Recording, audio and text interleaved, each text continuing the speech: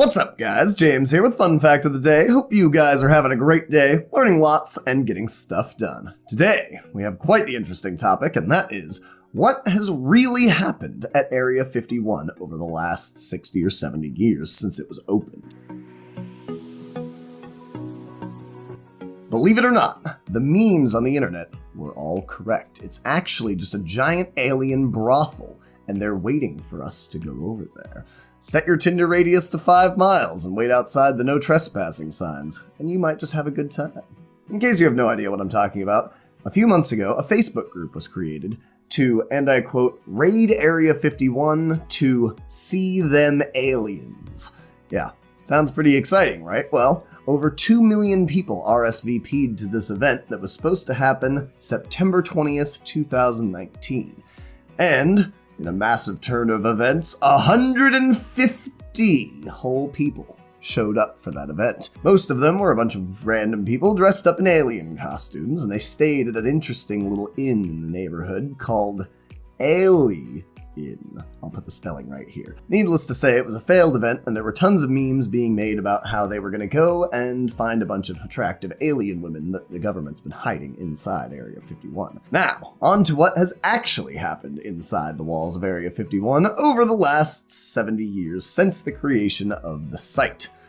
Basically, Area 51 was created in 1954 by Dwight D. Eisenhower in order to create spy planes to spy on the Russians. And it's actually not called Area 51, technically. The official CIA name for Area 51 is either Homey Airport or Groom Lake.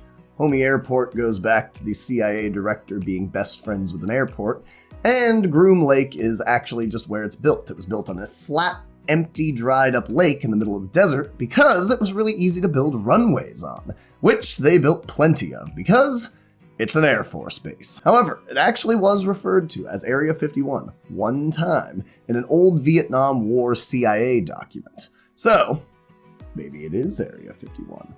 There are a lot of theories about why it's called Area 51, but the primary ones are because it's next to a giant nuclear testing facility in the desert, and they break up their land by areas, and they label them things like Area 1, 2, 3, 4, 5, and Area 51 is just right next to Area 15, so maybe it was a typo, or maybe somebody looked at a map badly, or maybe they just decided that Area 51 probably wouldn't be used because the numbers in the areas next to it only went into the 20s.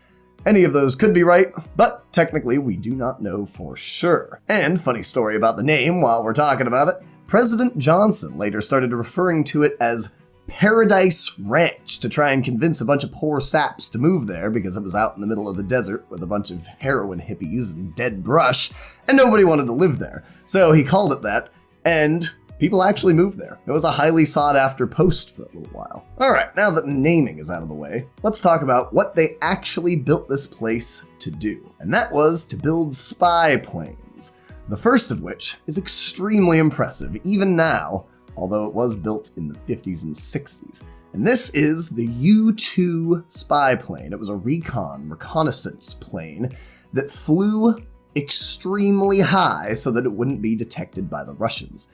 Basically, back in the day, your average commercial jet would fly anywhere from 10,000 to 20,000 feet in elevation, and your average really high-flying military jet would fly anywhere from 30 to 40,000 feet in elevation.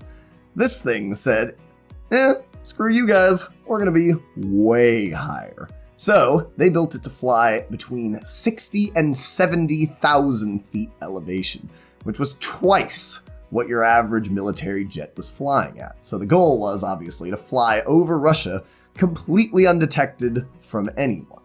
And they flew so high that the pilots even needed specialized, custom-fitted pressure suits, because otherwise they would die. This plane specifically led to UFO sightings galore. Obviously, it wasn't that stealthy while they were testing it in a desert with no clouds, because when it would take off and fly over nearby cities, people would see it. And because it was so high up, they could barely make out what it is, and it looked like an alien spaceship to them.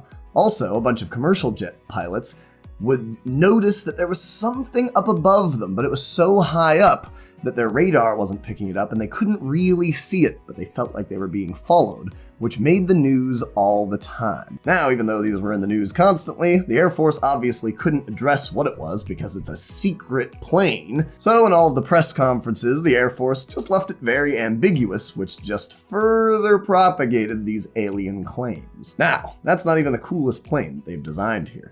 The next thing, a few years later in 1964, was actually a drone.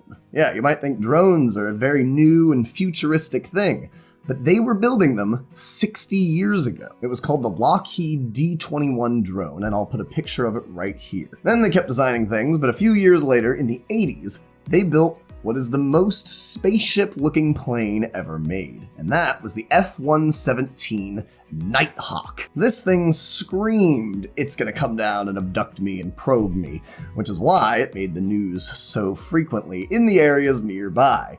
Basically, it looked like a spaceship. And that is the coolest thing ever, so I figured I'd share it with you. And in even more recent history, they actually developed the RQ-170, which is a drone I'll put right here.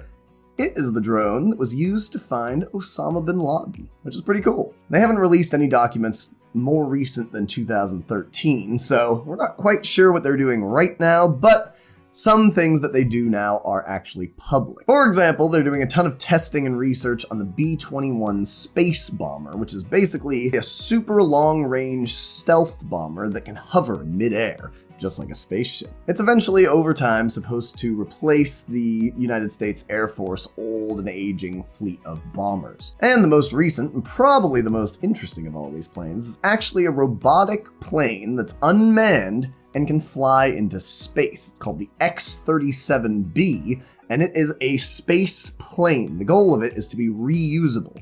It's launched up into the sky with Falcon 9 SpaceX rockets, and then it orbits the Earth, and then comes back down and can be reused without sending a single person into space. And those are basically the most interesting things that Area 51 has put out. If you would like to see even more interesting things, click the link right here. I will have a whole playlist of fun facts that are even more interesting than this one.